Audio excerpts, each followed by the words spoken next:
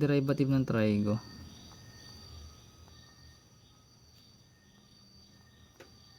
Ito lang tandaan mo. Gawa ka ng sine, cosine, negative sine, tsaka negative cosine. Then rotate mo siya clockwise.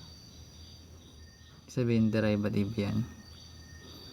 So kunyari, meron tayong y equals sine x.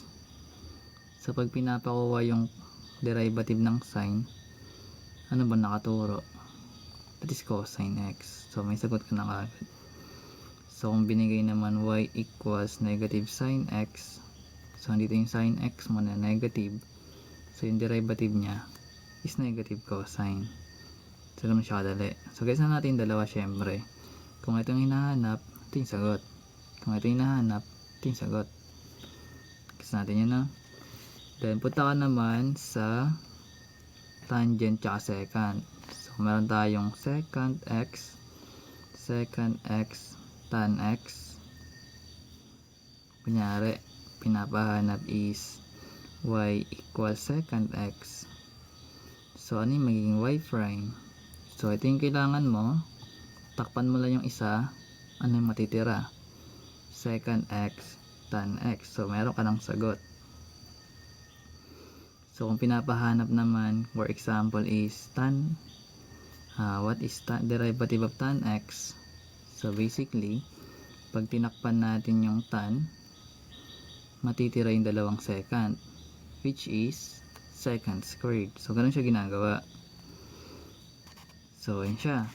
So pagdating naman sa cotangent tsaka sa cosecant, ganun din gagawin mo. Pero negative lang.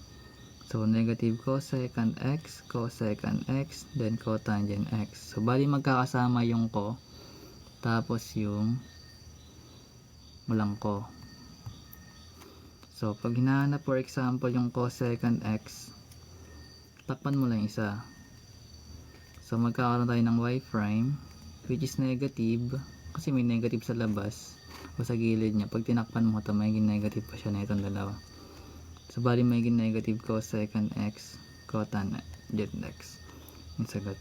So pag hinahanap naman for example yung cotangent x, so basically yung y prime is negative cosecant squared x. So bali ganyan siya ginagawa.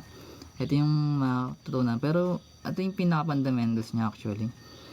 And syempre yung iba gagamitan pa rin ng chain rule kung may mga example na. Lagay mo dyan Marvin, try natin kung kaya.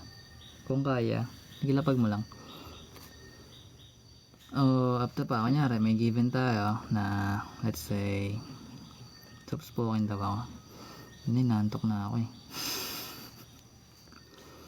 Sana tama pa itong tuturo ko. So let's say meron tayong y equals let's say tan 3x squared. Yan lang guys. So bali apply mo lang dito chain rule ulit. Pag ganyan. So ano ba yung chain rule?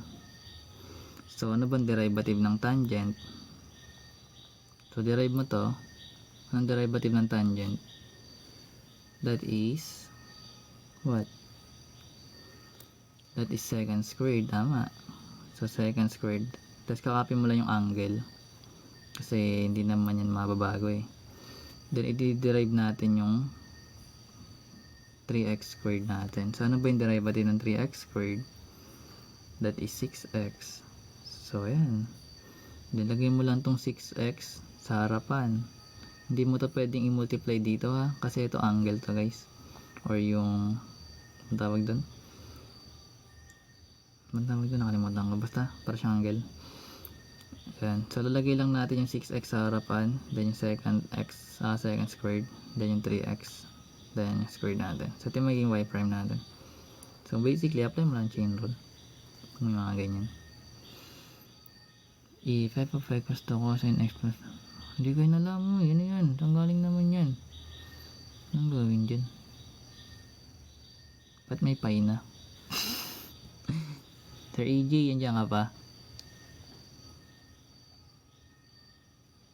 Ito pala yung mga given si Ash, oh. Hindi ko yata yung masagutan ano. Hirap na yun eh. So may binigay si Ash. Ito yung una niyang binigay. Oh, sagutin nyo na guys. Hindi ko yung masagutan Marvin, mahirap.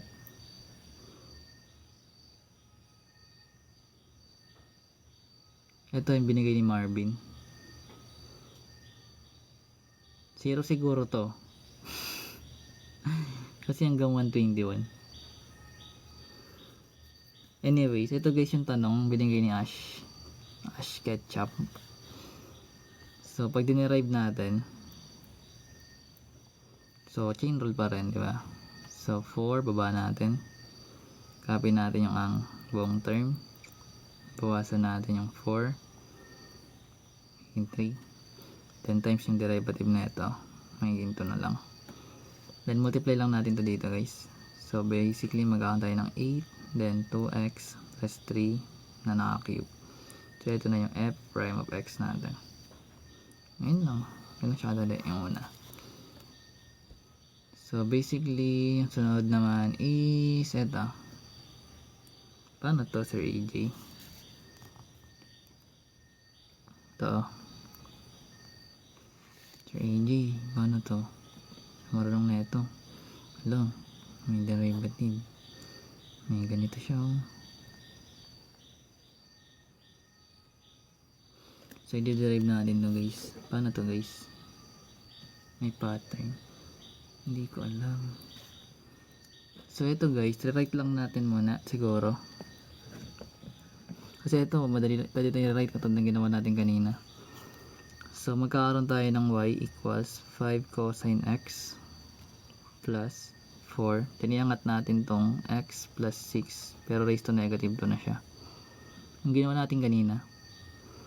Then minus 3x. Sige, bye bye. Good night. Then meron tayo na ito guys. So magkakaroon tayo ng y prime. So copy lang natin yung 5. Then derivative ng cosine. Ano yung derivative ng cosine natin? That is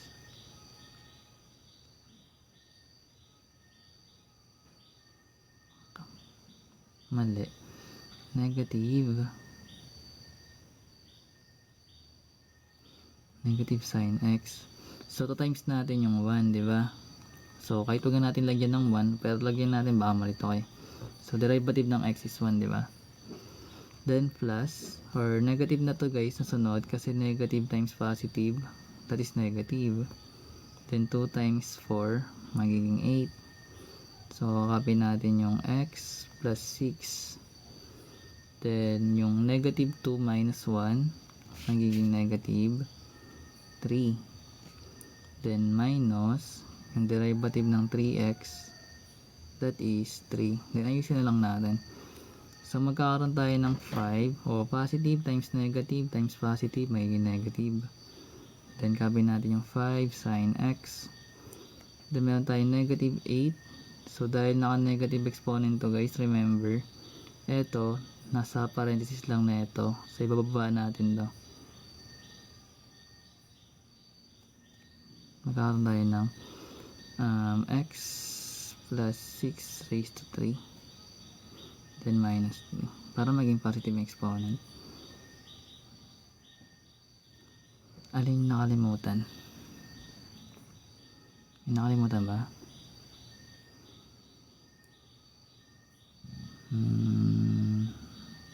Na naman eh.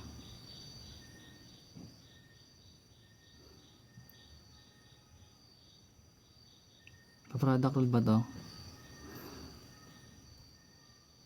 Pina-product rule ba yun? Hindi mo na alam eh. Nantok na ako.